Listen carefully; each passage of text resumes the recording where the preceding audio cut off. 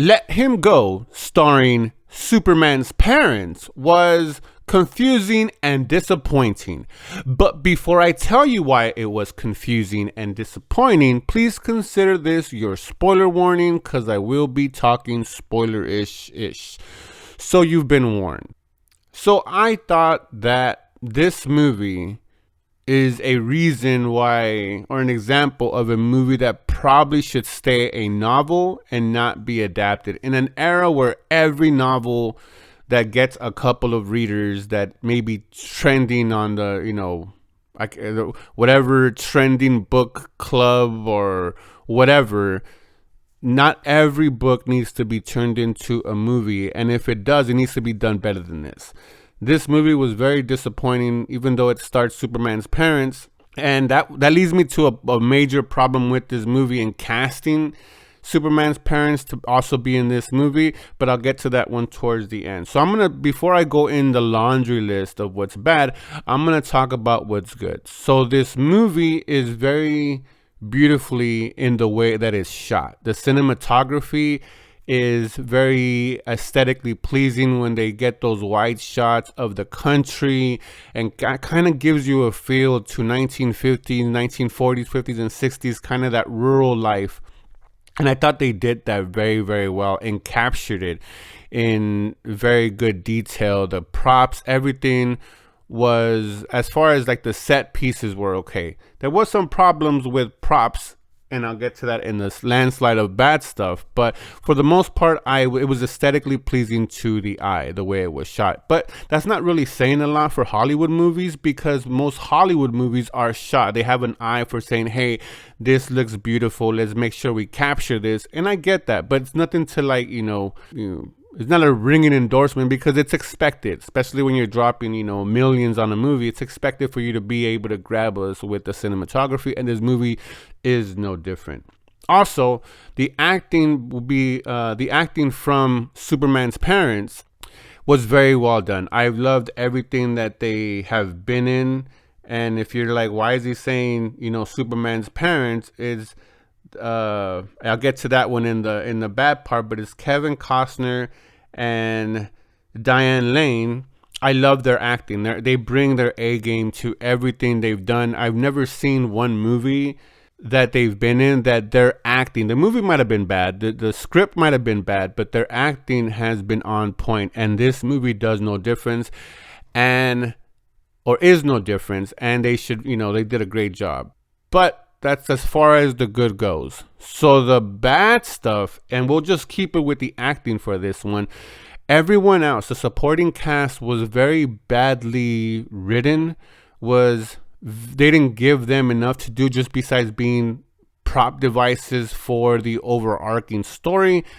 And I blame that on the script. I don't know who saw this screenplay and said, hey, let's make this book into a movie, and then develop these characters. I'm assuming in the novel they're more fleshed out, more roundly, their backstory as to why their motives are, why they're afraid of their aunt, why they do what they do.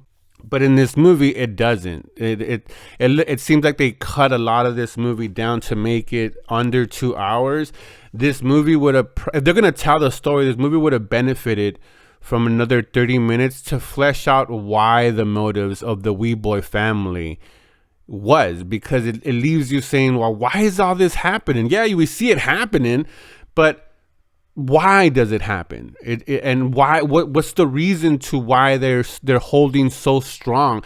Is it just as simple as the aunt wants to control everyone's life and be that controlling? Because the movie leads us to believe that there's some kind of, hey, if you're looking for the Wee Boy family, they'll find you. Like, okay, what's their connections? Why are they so powerful? Why are they so feared? Why is the sheriff covering from them? What is it about them that is so, menacing, and maybe this is one of those movies that you have to read the book before you see the movie to kind of set all those expectations already in your head. But if you're going what it normally is, you're going to try to capture an audience that is not familiar with the novel and not familiar with your work. You want to do it, you want to give us a little bit more to be able to, see the movie and then buy the book, as opposed to people that have already bought the book to go watch the movie, which I'm assuming won't be that many that bought this book, because I haven't heard about it until the movie ended, and then it said, oh, it's based on a novel, and I'm like, oh shit, it's based on a novel. I didn't know that. But it was very badly done as far as for the acting of the extras. But I don't blame the actors. I blame the bad script and how they went about it.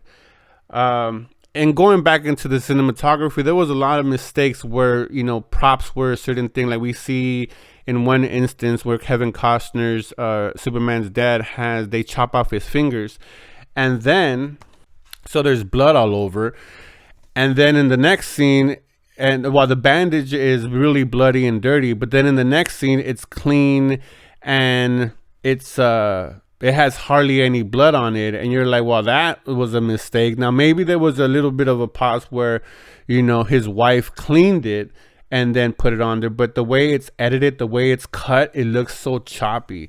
It looks so edited, and that's a major problem, which led me to saying there must have been parts of this movie where they had to cut it, because this movie looks very chopped, very amateurish in the way this movie was done. I know Kevin Costner was one of the producers in this movie, so I don't know if this was something that they didn't have the budget for. I know this movie cost around $10 million to make, so it's not a huge amount of money to make this movie, but they could have spent this movie would have benefited more also with reshoots, if that was the case. If there was instance that they couldn't do it, they could have just gone back and reshoot it, but I don't know their method, but it left it very choppy. So basically, we get introduced to Superman's parents' son, then right away he dies. So from the beginning of this movie, it's confusing. It doesn't, tell you anything. There's really no script for the first 20 minutes of this movie. There's like literally,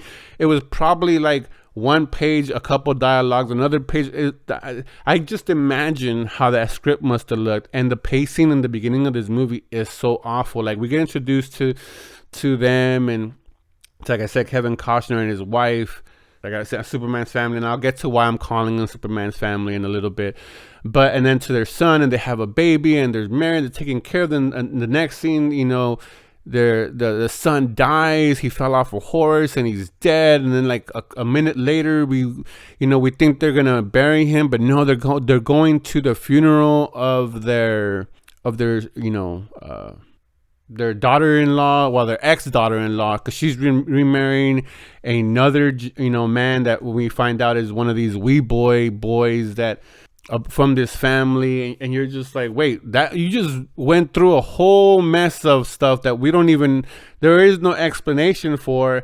And then then we find out, we see them getting, the mom, or Superman's mom, is out like buying groceries and stumbles upon the newlyweds, and he sees the wee boy smack the little boy because he dropped some ice cream, and then he slaps her ex daughter-in-law, and this is where she starts freaking out. Said, oh, I'm gonna go check up on them and kind of make sure they're okay. So she goes over to their new house, but they're not there. They moved, and their neighbor tells them, so like, oh, they're not coming back anytime soon. They grabbed all their stuff and went away. So then Superman's parents go on this quest to go find their ex daughter-in-law and their grandson. And in doing so, they start hearing about the wee boy family, and they own a couple of businesses, and everybody's afraid of them and whatnot. So they eventually catch up to them, and the aunt, of the wee boy family is like a mobster kind of a female, and she has full control of everything. And the movie doesn't do anything to flesh out to why she is so feared, and to why her motivation to this, to keeping this grandson, because she doesn't want to let go of the grandson. She doesn't want, she has control and everybody's afraid of her, but we don't understand why. This movie does a really bad job of making us understand why. So then the problems arise where, you know, Superman's parents try to get their ex-daughter-in-law to come back with them, and there's a whole domestic violence abuse going on. But for the 1940s, 50s, and 60s, domestic violence wasn't a thing. It was just things that happened within marriages. Again, I'm not here to say if it's right or wrong, but it's just what it was back in those days. It's not until the 1970s, you know, late 1960s, 1970s, where society, us as a society, started changing that. So, you know, Kevin Costner, you know, ends up, or Superman's dad ends up getting his fingers chopped off. And then at the end, there's like this horrible fight scene, or the climactic battle that is so bad. I was like, wow, there's like all this dialogue before people shoot and just quiet moments. And it's just very, very bad. So eventually, you know, Kevin Costner dies in trying to save his grandson, and he saves his grandson and his ex-daughter-in-law and Superman's mom and the ex-daughter-in-law and the grandson drive off into the sunset. And they introduce in the middle of this movie this Native American Indian boy that honestly, it just made me think, because Kevin Costner with the, you know, the Dances with Wolves, maybe it's just that you know, because he did that movie, and then all of a sudden it just brings a whole weird dynamic as to why. And I'm sure the novel explains to, we know there's more of a backstory, but we don't really, it's not all fleshed out at all. We don't understand. So that's basically a bad summary of the plot, but leave it, because of this movie, they did a horrible job in explaining any kind of motivation between this movie. So let me just touch on, before I give my review on this movie, as to why this was a problem in having cast Superman's parents, Kevin Costner and Diane Lane. That's just it.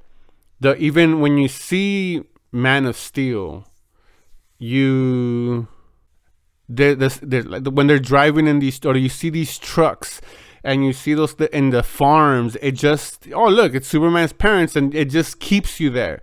And your mind just keeps on going back to the Man of Steel, the Superman film. And that's the problem. When you already cast them in such a high profile movie, for them to cast them together, which again, I like them together. They do a great job acting, but that's just the problem. We've already seen them as a husband and wife in another film.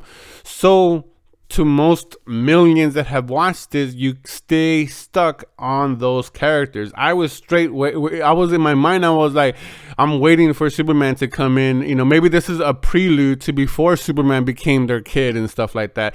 I know it's stupid, it's silly, but that's where it keeps you. And that's the problem when you are casting these two, not just these two, any two that they've already been in another movie.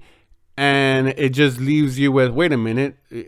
As far as fans, we just continue the story in our mind. It kind of happened with Wanda and Pietro, the Maximoff twins in the Marvel Universe, where they were cast as, I think, lovers in a previous movie, and then they're brothers in that Age of Ultron movie. And the people that saw the other movie before Age of Ultron were just stuck on the fact that, hey, in this movie they were lovers, and now they're playing brother and sister, and it takes away from the experience. Now, the farther the movie goes, years after years, you kind of forget that other movie because it's kind of forgettable, and Age of Ultron is Age of Ultron.